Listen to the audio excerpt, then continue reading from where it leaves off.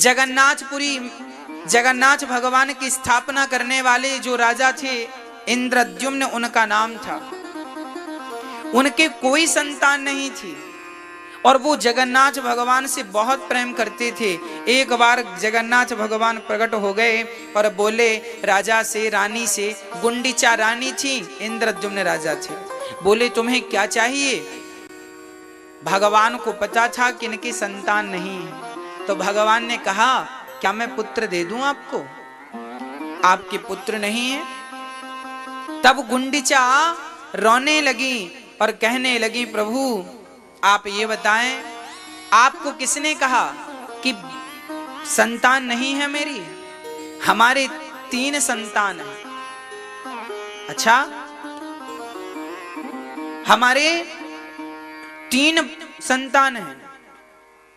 भगवान ने कहा आपकी संतान है और हमें पता ही नहीं, क्या नाम है उनका?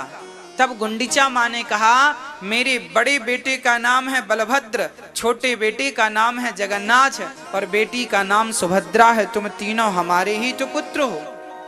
भगवान की आंखों में आंसू आ गए।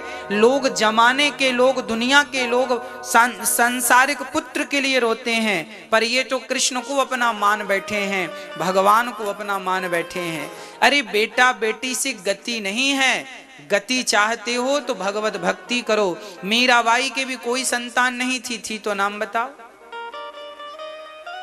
क्या बेटा था मीरा के? फिर गुरु गोविंद साहब के जब 2 बेटे दीवार में चुनवा दिए, तब उनकी पत्नी, गुरु गोविंद साहब की पत्नी ने कहा देखो तो हमारे दोनों बच्चों को दीवार में जिंदा चुनवा दिए। रोने लगी वो मां। तब गुरु गोविंद साहब ने मुस्कुराते हुए कहा पगली रोती क्यों है? अरे मैं मां हूं, मेरे 2 बच्चे जिंदा चुनवा दिए, मैं रोऊं ना? तब गुरु गोविंद साहब ने कहा था पगली तेरे 2 बेटे यदि दीवार में जिंदा चुनाए तो क्या हुआ? ये देख जितने संसार में तुझे बच्चे दिख रहे हैं सब तेरे ही तो हैं, सब में अपने का भाव क्यों नहीं रख लेती? सब तेरे ही है। ऐसी दृष्टि कोई आम व्यक्ति की तो नहीं हो सकती ना। सब में अपना ही पुत्र मानो, सब मेरे ही तो हैं। कोई, अरे आज के जमाने में तो पराया भी काम आ जाता है। कई बार देखने में तो ये आता, अपने काम नहीं आते, है ना? इसलिए आप जिसे देखो, पुत्र की दृष्टि से देखो, बेटी के नजरिए से देखो, बस सब आपका ही तो है। ये पूरा संसार आपका है। वसुधैव कुटुंबकम, पूरा परिवार है हमारा। हमारा ही बच्चा हो, बेटा हो जाए तो अच्छा है। अच्छा, कुछ लोगों के बेटे नहीं होते, वो लोग रोते हैं महाराज जी हमारे बेटा नहीं है, बेटा नहीं है। आपके बेटा इसलिए नहीं है, इसका कारण है। क्या कारण है भाई?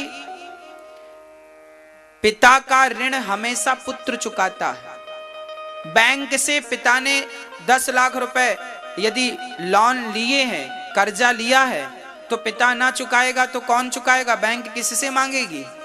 बेटों से कहेगी भाई आप चुकाओ। पिता हमेशा ही बेटा कर्जा चुकाने के लिए होता है। तो जिनके सिर पर कर्जा था उनके यहां तो बेटा आ गए, पर जिनके यहां कर्जा, जिनके सिर पे कर्जा था ही नहीं, भगवान ने उन्हें बेटा बेटी नहीं दिए।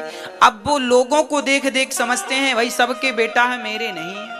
अरे भाई, आपके सिर पे कर्जा नहीं था तो विधाता ने आपको झंझट में डाला नहीं, आपको संसार में कुछ दिन के लिए भेजा है। जाओ भगवान का भजन करो, और बेटा ही चाहिए तो कृष्ण का भाव बेटे की तरह बनाओ। कृष्ण ही हमारे बेटे हैं, इस भाव से जीवन जियो।